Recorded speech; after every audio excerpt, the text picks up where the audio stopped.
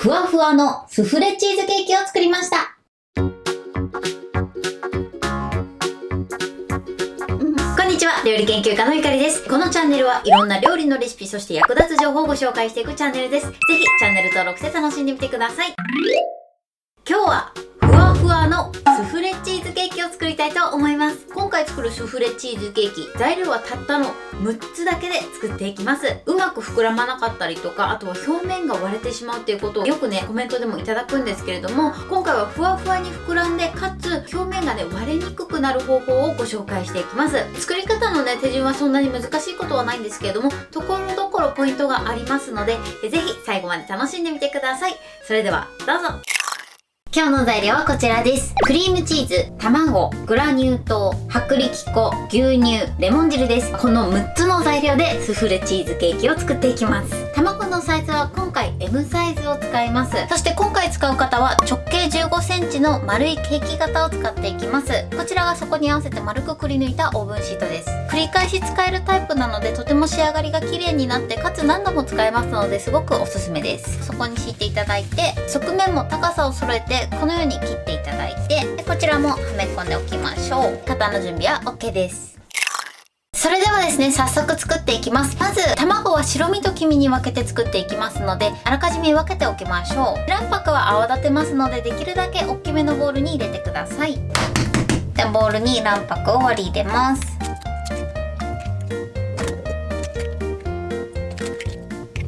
このように分けてください。でちなみにこちら計量しますと、卵白が 110g、 そして卵黄が 50g になります。 M サイズの卵を使うと大体このぐらいの分量になります。こちら卵白はですね、使うまで冷蔵庫で冷やしておきましょう。それではクリームチーズを練っていきます。このクリームチーズは冷蔵庫からすぐ出した場合は硬くて混ぜれないので、電子レンジ 600W で30秒から40秒ほど加熱して少し柔らかくしましょう。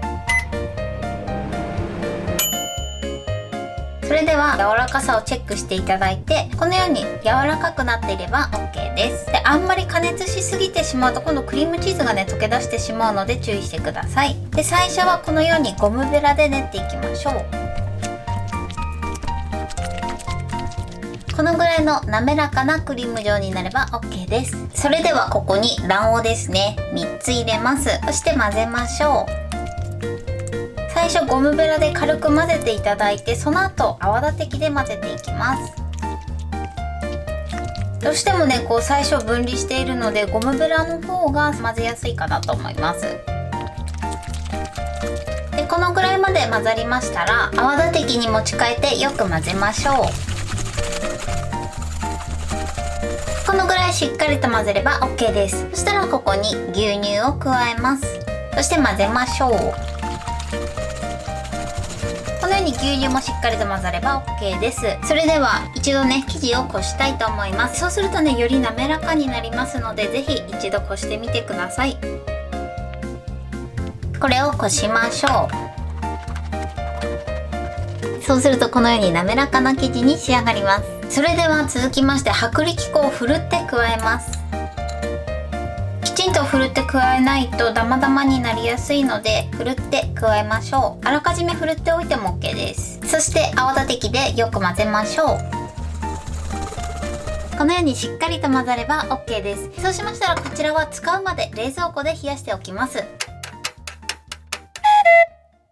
それでは卵白を泡立てる前にオーブンを200度に予熱し始めてください。卵白を泡立てていきます。今回のスフレチーズケーキの場合は、卵白を泡立てすぎてしまうとひび割れの原因になったりしますので、なので泡立てすぎには注意してください。目安としてはメレンゲにツヤが出て柔らかい角が立つぐらいです。泡立てすぎを防止するのにも、グラニュー糖は今回最初から入れます。そしてあとこちらレモン汁ですね。こちらのレモン汁を加えるとメレンゲの泡が安定しますので、こちらも一緒に入れていきます。でまずこちらグラニュー糖、そしてレモン汁ですね。これを高速でまず1分泡立てます。はい、今1分泡立てました。そうするとまだね、角が全然立たない状態です。今度は高速で30秒泡立てます。はい、でそうすると先ほどよりもちょっと角が立つぐらいですね。あとは残り低速で1分泡立てます。ははい。そうすると、チュンとね、お辞儀するぐらいの角が立ちます。このぐらいの柔らかさにしてください。最後、低速で泡立てることによって、ツヤもしっかりと出て、きめの細かいメレンゲに仕上がります。メレンゲはこれで OK です。それでは、この2つの生地を合わせていきます。卵黄の生地の方にメレンゲの3分の1を入れます。これを泡立て器でしっかりと混ぜて生地をなじませましょう。1回目はね、こうしっかりめに混ぜていただいて OK です。2つの生地をね、なじませていく感じです。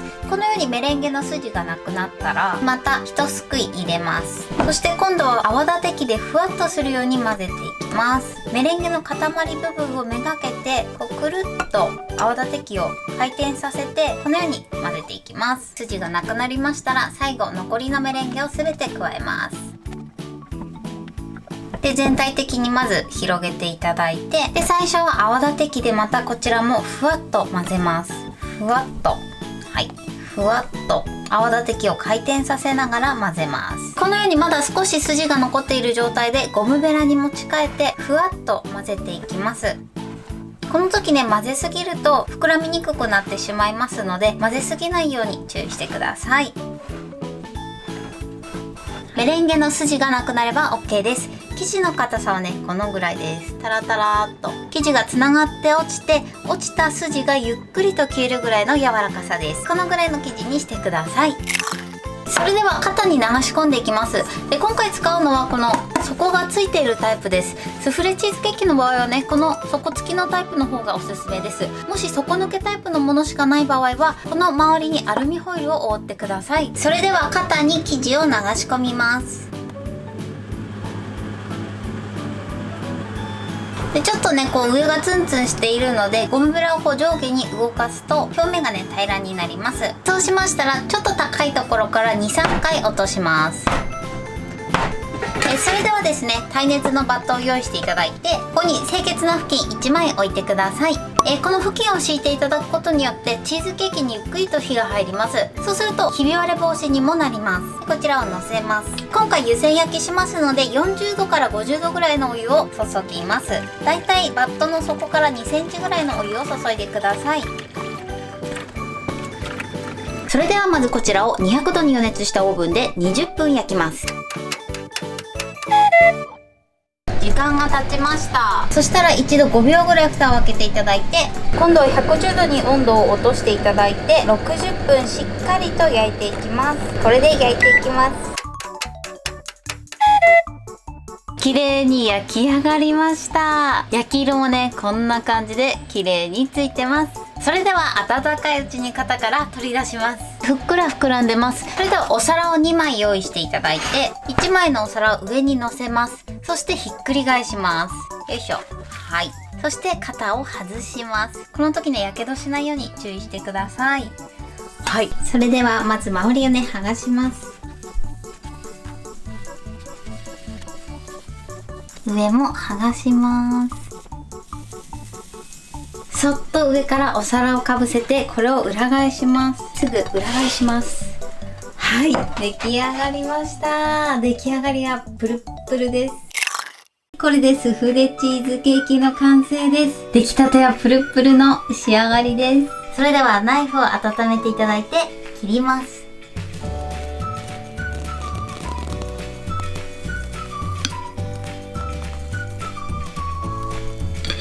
はい、こんな感じで焼き色も綺麗についてプルップルに仕上がりました。それでは早速いただきたいと思います。おー、柔らかい。シュワーって音がしますね。美味しそう。いただきます。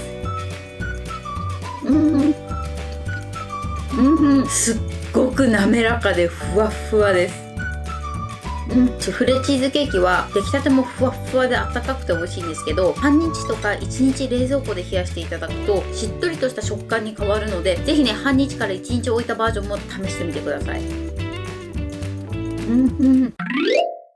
今今日も美味しく仕上がりました。今回のスフレチーズケーキのポイントです。クリームチーズは冷蔵庫からすぐ出したものを使っています。で、冷蔵庫からすぐ出したクリームチーズはですね、硬くて練るのが大変です。なのでその時は電子レンジ 600W で30秒から40秒ほど加熱してみてください。そうするとね、とても柔らかくなって練りやすくなります。そしてメレンゲのポイントです。卵白はですね、最初にグラニュー糖、そしてレモン汁、この2つを加えて泡立て始めました。スフレチーズケーキはですね、メレンゲ泡立てすぎてしまうと表面にひびが入ってしまう原因になったりとか、あとは膨らみにくくなる時もあります。卵白に最初から砂糖を入れると泡立ちがねちょっと鈍くなりますので、柔らかいメレンゲを作りやすくなります。そしてレモン汁はできた気泡の泡を安定させてくれる効果がありますので、レモン汁も卵黄の生地じゃなくて卵白のメレンゲの方に入れて混ぜてください。そして卵黄の生地とメレンゲを混ぜる時のポイントなんですけれども、最初1回目入れた時は泡立て器で結構しっかりめに混ぜていただいて OK です。2回目からはさっくりとふんわり混ぜるイメージで混ぜてください。で、この時にですね、混ぜすぎてしまうと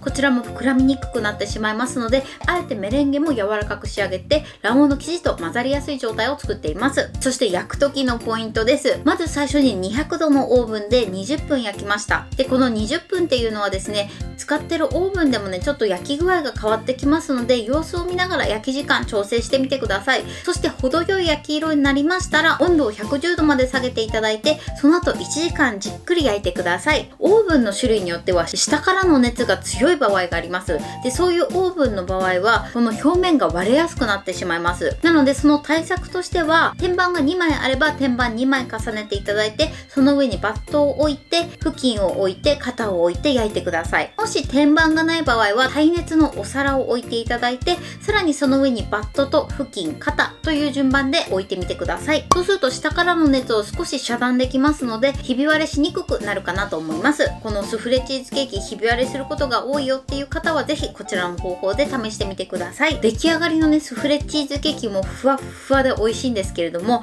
冷蔵庫で冷やしていただくとしっとりとした食感に変わりますので、ぜひこの変化も楽しんでいただけたらと思います。すごく美味しいのでぜひ作ってみてください。今日はふわふわのスフレチーズケーキを作りました。私のチャンネルでは他にもたくさんいろんな動画を配信してます。ぜひチャンネル登録して楽しんでみてください。そして Twitter、インスタ、Facebook、TikTok、こちらにもいろいろアップしていますので、ぜひいいね、フォロー、シェアしていただけたら嬉しいです。よろしくお願いします。ということで今日はこの辺で終わりたいと思います。本日も最後までご視聴いただきありがとうございました。ぜひグッドボタンもよろしくお願いします。それではまた次回の動画でお会いしましょう。バイバイ。